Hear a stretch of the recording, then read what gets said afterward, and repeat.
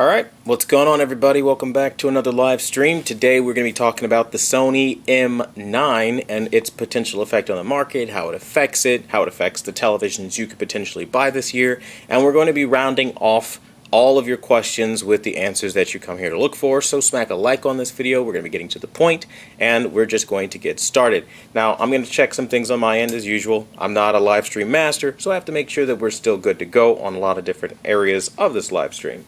Because I swear, even when I think I'm good to go, we have random dropouts and cutouts, and so, you know, there's that. Alright, so let's see. I'm going to make sure the chat is on here, live chat is enabled, and as usual, in a usual fashion, just stop by. Let me know where you guys are from, shouting out your city and all that good fun stuff, and let's have fun tonight.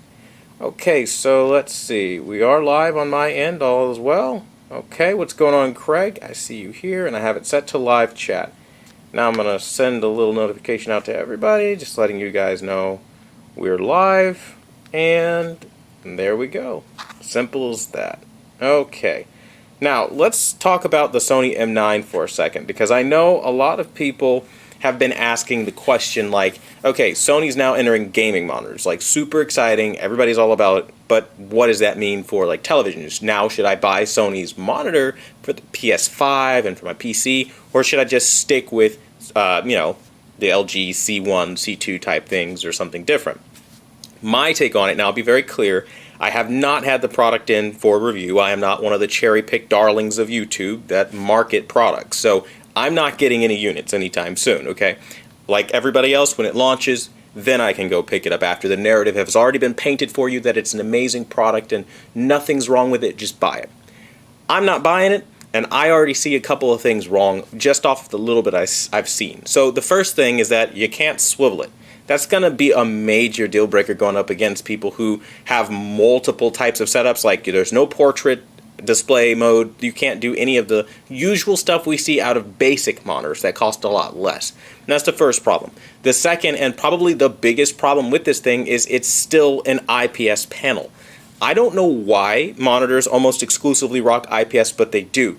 Now, they try to tout around full array local dimming like that's going to somehow solve the fact that you have an IPS panel, and it's not. And I think, honestly, this speaks to the bigger problem. Even now, we look at full array TVs, why we have such bad full array TVs on the market, because it's almost like they can come out and say, we put more zones into this thing, and everybody gets excited about zones, not telling you the type of panel it is and the native contrast the panel is rocking before you attach local dimming to it. All of these things are important, and these are things they just flat out don't tell you. Now, when you're going into an LED purchase, I mean, we long since have like the mindset, like if it's something like a 9 series or better, that's usually the premium model when we talk about display techs. I mean, you look at the Samsung, you know, Q9FN or the QN90B now is what it's basically evolved into, or you look at the Sony X90J, 95K. These 9 series, you know, kind of annotations are attached to premium quality, and you're not getting that, in my personal opinion. Now, I haven't seen the picture, but I've seen many IPS panels, and there's never been a single IPS panel that I've looked at and go, wow, IPS, you finally delivered something. No, and it's because of the gray black. Now, I've seen reviewers try to apologize this away by saying that, oh, you'll never get fully black detail out of whatever, and then kind of apologize it away. But the thing is, there is no apology that you can render for somebody touting around deeper black levels through this technology, full array local dimming, and then not giving you deeper black levels than what we've been accustomed to on other IPS panels by a massive margin. Like, it should wipe everything away, but it doesn't. Now, my thing on that is, you know, when we talk about full array local dimming, again, how that affects the television market, I don't think the M9 poses even the slightest grain of a threat to the television market, because it's still vastly behind where we are. Yeah, sure, they tout around things like HDR 600, but real HDR is never going to be pulled off with anything less than 1,000 nits on a bargain basement level, and really you need upwards of 1,500 to 2,000 nits before you start appreciating a true gain from those really rich realistic highlights. And so Sony touting around HDR 600 I feel is a bit deceptive. And then you factor in the kind of, you know, wide color gamut like lie. In my opinion, I feel like it's a lie because, yeah, sure, you can say that you have, we have 95% DCI-P3 color coverage with HDR 600, okay, which for me is not impressive. I get more annoyed when I realize there are no quantum dots behind that panel. That is a massive letdown because you're charging a premium price, but there's nothing really premium about it. Everything in that M series is a literal old technology price grab or cash grab. Like, and I see this happening from Sony more and more where, like, they come out with these models, they're supposed to be high-end or luxurious. They'll build it completely cheaply, corner to corner, plastic to plastic everywhere, and give you, like, one metal accent piece. It's garbage, in my opinion, when they do stuff like that, because we should be at the point where everything is built premiumly. Like, why are we okay? And I'm genuinely asking, chat, why are we okay with when a company comes out and they say, here's a premium product, accepting plastic trimmings and fixtures on it? Why?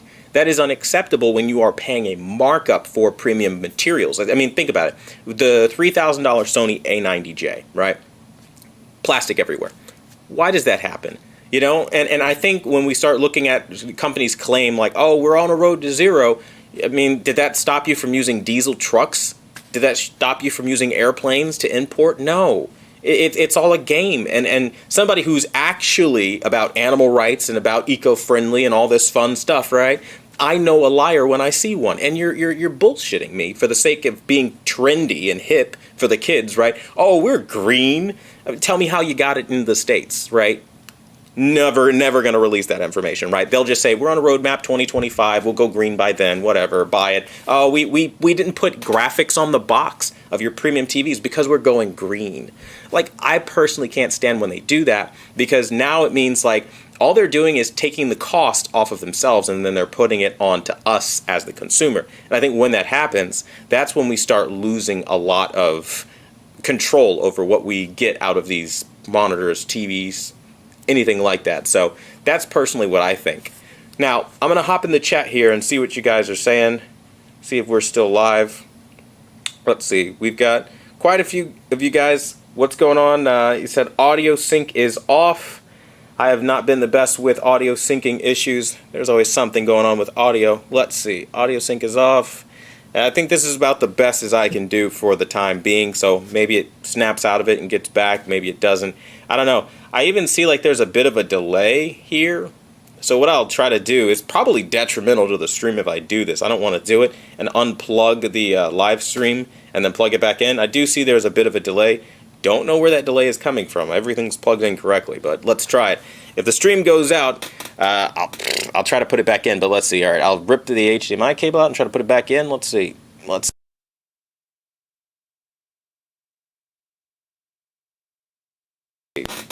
Did we kill the stream in the lagging issues? I think I still see some jitters to it. I don't know. I can't tell you. I don't know how to fix these kinds of issues, but this is what I mean. Like with live streaming, it's always weird because sometimes audio goes out and things go out. So I appreciate you letting me know. I don't know. Can you hear me at all on your end? Because frankly, short of ripping out an HDMI cable, I don't really have any other big moves that I can do. Let's see. I mean, volume is in, right? There's literally nothing else I can do on my end. I do see that terrible, like, lagging and jittering that wasn't there before. That's lame. I don't know what that's all about. I don't know if you guys can hear me or whatnot. Just let me know if you can, and I'll try to sound off and we'll have a conversation. I don't see anything differently. Let me see. You can see? Okay, so I am seen and heard, so I don't know. The audio is off? Yeah, so the audio is off, but it's going to have to be what it is. Not much I can do about that. Alright, so we've got Los Angeles in the house. What's going on, Craig? We've got Houston in the house. What's going on, Troy? Thanks for stopping by tonight.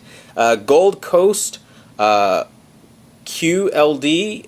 I don't know what that flag is. I'm probably an idiot for not knowing that. I want to say Australia, but I don't know, which is probably really bad, but hey, whatever. I don't study flags, okay? I don't know. But shout out to you from the Gold Coast. We've got Atlanta in the house. What's going on? We've got Anonymous. What's going on, man?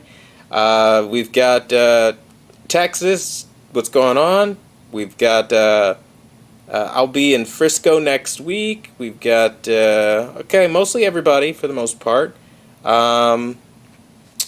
Would you agree to a boxing match against Rich? No, I'm not here to be a thug and agree to violence and all that dumb shit. And I'll just say this. You are going to be banned, and anybody who talks about it from this point forward will be banned. We're not here for that bullshit. If they want to go around and kick that stone down the road all they want, let them do it. We're talking about technology. If you can open up your brain and move past go and collect $200 and do that, by all means, you're welcome this day in chat on a different account you create because you're not coming back. Bye now. You get banned. Now, moving on from that, we're going to be talking to Super Saiyan 4 Vegeta? I don't know how I messed that up. Long night? Long day? I don't know. But what's going on, man? You said hello from New Jersey. What's going on? And yes, it's Queensland, Australia. All right, I'm not a total idiot. Thank God for that, right? But back to what I was talking about when we were talking about the M9, it's just like, I look at the fact that like IPS and local dimming are a huge problem because it's a lot like what we had, in my opinion, when we were having edge-lit TVs come out in 2016. And what were they saying, right?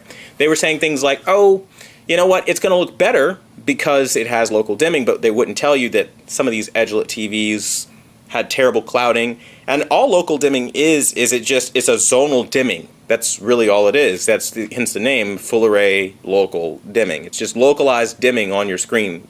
And that never will solve a native contrast issue. So if you have like clouding or bright spots or leaking on the side of your monitor, that's not going to go away because you have localized dimming. And in fact, when you get to small little highlights like, you know, Christmas tree lights in a movie or stop sign or stoplights, bright illuminated stoplights, or like particle effects of somebody like on a black background gathering energy before they shatter it, or like that one scene in Guardians of the Galaxy where Groot releases the fireflies.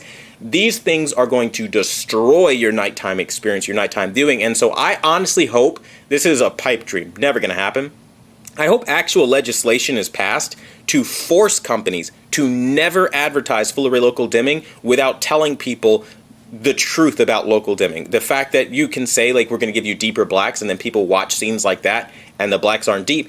I feel like it's deceptive marketing, because on the one hand, you're saying, hey, your black levels are going to be great, and then on the other hand, you're giving something entirely different where the expectations of deeper black levels than what we had before were basically introduced. And I feel like when that happens, you're setting everybody up to fail. Like, you have people paying $899 for this M9 in-zone, you know, high-end monitor from Sony when they could have just gotten any IPS monitor at that point, right? Because truth be told, if you lower the brightness a little bit, you'll get rid of some of the light bleeding issues. I know on Samsung's QLED monitors, they're fantastic, but they don't have great black levels, but they're not the worst black levels I've ever seen. So in that respect, you can kind of get a similar feel with way better mind-blowing colors and sharpness.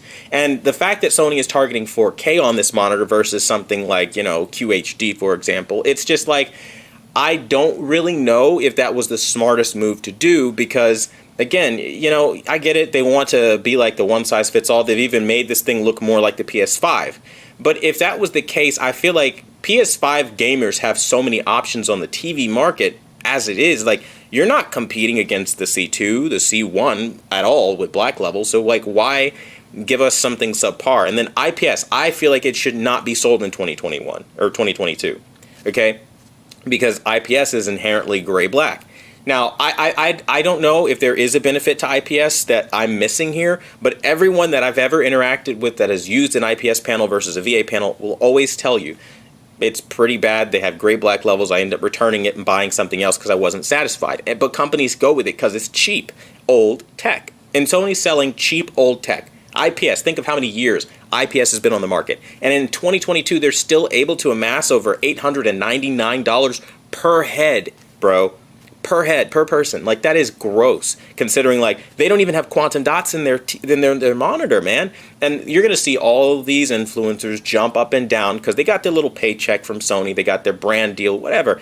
get your money, get your bag. People suck, I guess they got to screw this person over in order to get their money. They're going to do it kind of attitude. But it's just, for me, like, there's a moral code here where it's just like, generally speaking, if you're somebody of any influence, like, I'm not very big, obviously, right? But if you're somebody that has millions and millions of people following you and trusting your word, and then you want to just do what's going to make you money, it sucks, because now you end up in this weird situation like we are now. Like, there's clearly an IPS panel, which is old technology being sold as new, and there's clearly a wave of early selected, reporters and influencers passing off the narrative that it's great, it's going to change the gaming market in some sort of aspect. I don't know how that could even be a possibility. It lacks basic swivel options. Like, I don't know. I feel like with Sony, they're a little behind the market. I feel like you'd be better off with something way different. And I don't know, maybe that's me, but I would, again, love to hear what you guys think about it. So, reading what the chat has to say here, we've got, unless you need a smaller size, like 42-inch LG C2, seems like a much better TV, what you think. As far as the M2, I'm not sure. I mean, if you need, like, anything smaller, even still, man, let's say you wanted a small TV, right? I honestly still feel like if you need a small TV, buy the Q50A if you can still find it. That small little Samsung TV. That's going to be way better than what this is offering you. And that's just honest, because, like, and even, like, some of the TCL options are better. I mean, Vizios with their full array local dimming, like with the VA panels, would be better than this, in my opinion. I just don't see how they can say that what they have is a benefit. But that's maybe just a me thing. Okay, so we've got from Texas, what's going on? You said, even though my girlfriend hates the weather here. I mean, is the weather hot? I mean, I imagine Texas be a lot like Florida, where it's like just like sunny weather and pretty warm overall. But let me know. What's going on in Brazil? Samsung is selling the 43-inch QN90B. Seems nice with 144 hertz, a lot of local dimming zones probably, and it has HDR 1500.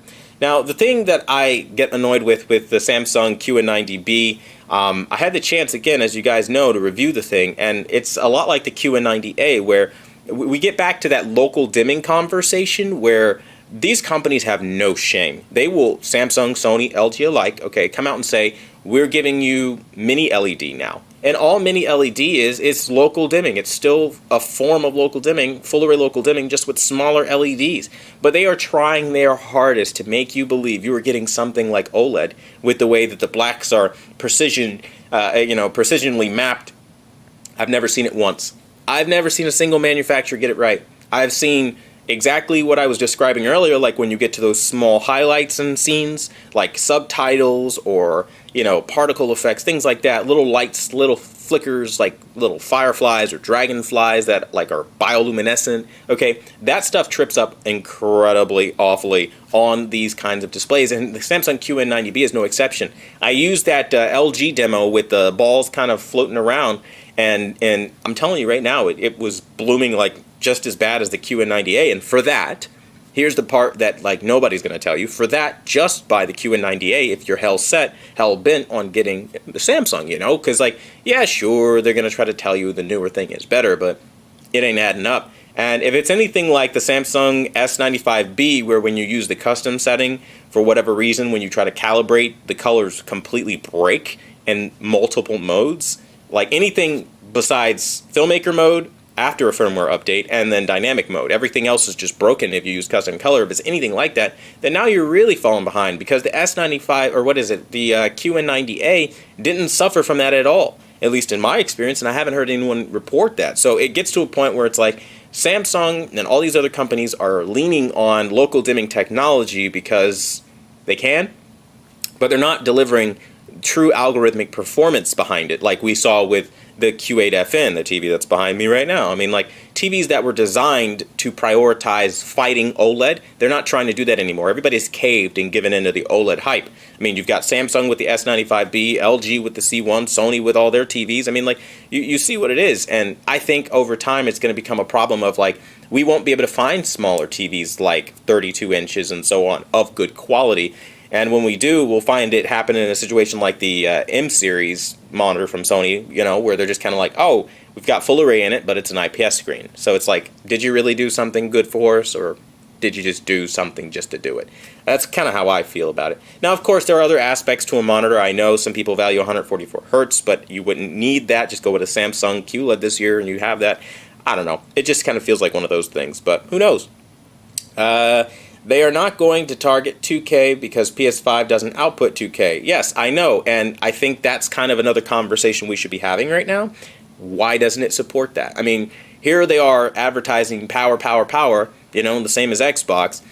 My thing is, though, Xbox gives you the option to target 2K. Why can't Sony just put 1440p in? Not only would games run better, but it's truly the sweet spot, and if you let your TV upscale from that point, brilliant. So this conversation about, even on a PC, you're not going to target 2K, in my opinion, pardon my French, is bullshit. Because why on God's green earth would I buy a PC and have a monitor that doesn't target, you know, 2K resolutions? Like, I exclusively game at 1440p and 60 FPS. I don't care what anyone says. I don't care what anyone's preference is. I love to max out everything. Give me goodness, ray tracing, all that good stuff, and that's where you're going to need a more powerful card if you're trying to do ultra ray tracing, ultra ambient occlusion, ultra anisotropic filtering, which is anisotropic filtering times 16, and you're going in and you're pumping all this stuff up, shadows up, I mean, like depth of field up, motion blur up, every feature you can get, and then you put it at 4K. Of course, graphics cards are not going to be able to do that. You're going to crumble, and some games are going to have frame dips. So it only makes sense to support 2K resolutions. But the fact that Sony isn't doing this, but they want to advertise to the PC market,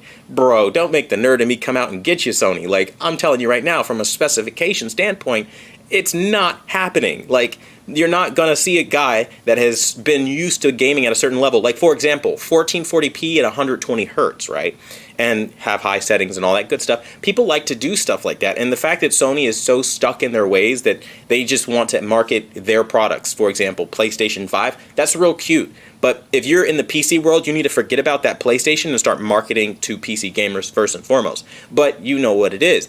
You know, they want this to be for the PC, or for the PC gamer, I'll use that term very loosely, that doesn't really care about 2K resolutions, which if you're a PC gamer and you don't care about 2K resolutions at all, you're probably not trying to take advantage of higher frame rates. And then at the same token, they want to bring in gamers from console and make them use a monitor, which is the dumbest shit I've ever heard of, because most console gamers have TVs and have always used their consoles on TVs. Like, this particular monitor triggers me in such a way that it's like, you're hitting us with old technology at high prices, you're marketing to the console market even though you're supposed to be advertising to the PC. It's like, it gets to a point like, who the hell was this for? Like, who did you make it for? I still don't know. If you have a viable explanation and reason as to why the M9 exists, please let me know. Because for me, like, as I look at it, it's just another, like, filler product. Like, why even make it? But that's me, though. Not getting at you, not being mean to you. I'm just, like, thinking about Sony and their process of, like, not adding 2K. Even on the PS5, like, all the fans that I've heard sounding off about things they would like fixed about PlayStation 5, immediately one of the first things that pop up is, you know, it'd be great if we had a web browser, and it'd be great if we had 2K resolution, 1440p, for those who don't know the 2K resolution. And for me, it's just like, I sit here, and I'm like, every time we sound off, we get ignored from Sony, and instead they're pushing something else left and right, some stupid feature. Like, come on, man. Like, I don't know. Not to go on too much of a tangent, as you can see, I'm passionate about this stuff, but yeah. So let's move on with the chat. We've got literally the only benefit. IPS has been around for over 10 years now. Exactly. And I mean, could you imagine, man, if I had like a business model where I'm selling something that's been around for 10 years already, and I'm like, you know what? These idiots are so dumb, they'll lap it up. All I've got to do is put an iJustine or a Marquise Brown in front of them. They'll eat up anything I sell them. That's how dumb they are. You know, and I feel that after some time, right? Because I'm still a consumer. I might talk about technology and know a lot about it and help whoever I can with it, but it gets to a point where I'm insulted at this point. I see them insulting my intelligence with stuff like this, moves like this, like IPS going for $899 in 2022. Like, bro, my guy, are you kidding me? For $650, I can get a mini LED TCL that has quantum dots and the same level of peak brightness and higher. Why? For the sake of having a smaller screen, you're going to charge me more? Because you're not really giving me a whole lot. In what you think 144 hertz is worth that extra price gap? Like, I don't know. You don't swivel your screen, so all you do is go up and down. Like what are you getting? And again, it gets to, and I saw this even with the Philips monitor, their gaming monitor, big format gaming display or whatever, 55 inches, ambient glow behind the TV built in, and I was excited for it, got it, and then it's more of the same. I think those were the worst black levels I've ever seen on any monitor. Motion was terrible, and that's the thing with monitors, and that's why, like, I see the request time and time again. Everybody's like, hey, Quantum, can you get into monitors and, like, review it? Every time I see a monitor or review a monitor, it's almost immediately going to fail with me personally, because I'm one of those guys, I'm a stickler for picture quality above all else. Nothing else matters. Picture quality, right? And then we start looking at features and specifications, because that's, for me, I mean, I'm buying this to look at it. I mean, it's a display. The name is what it is. It's displaying something. If you can't do that to a grand majesty, then you're not worth my time. And that's how I feel about displays. Like, if I'm watching something and I'm looking and reaching for the remote every 30 seconds and clicking around, well, guess what needs to go back to the store? And that's just how I look at these things. But there are some people that they don't care about picture quality one way or another. All they care about are features. So for them, it might not be a big deal. But for me, I just couldn't do it. So yeah, that's definitely my thing. The best outro in the game. We've got, yes, sir, I'm here. We've got, and what's going on, Handy Cart? And we've got, Troy, what's going on? You said, Q, what's your opinion on a TV size that you think is too big for primarily to use as a computer monitor?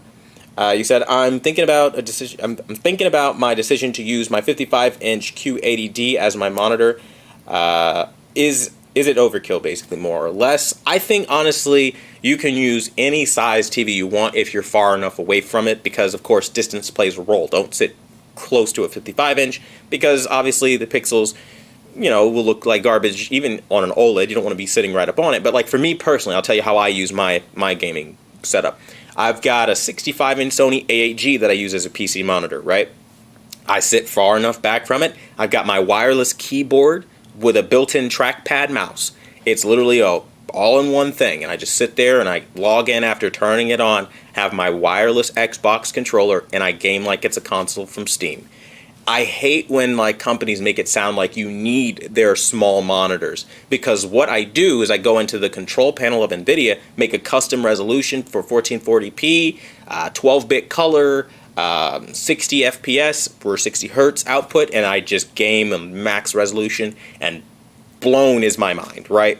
But most people don't hear that. And then, of course, now some people say, but 4K is everything for them. What I like to do, the TVs, all of the TVs now have these upscaling capabilities that are pretty fantastic. So what I do is I lock 1440p with max resolution. The TV is going to upscale to 4K anyway, regardless on what I say. So guess what I do? I take advantage of that by using the lower QHD resolution, 2K resolution, and it works out beautifully for me. So I think for your particular setup, having a 55-inch won't be a problem as long as you sit far enough back. Just make sure you go on Amazon, get you a wireless Bluetooth keyboard with a trackpad built in, so you're not sitting there with a mouse and a keyboard, and you're golden, man. It's easy peasy, and have a controller wirelessly, unless you want to game with a mouse and a keyboard specifically. Then what I would recommend is you get yourself maybe a little breakfast table or something that's a little bit longer. You can sit it on your lap or something to have the keyboard sitting there. Get a USB extension cable. They have awesome ones on Amazon, okay?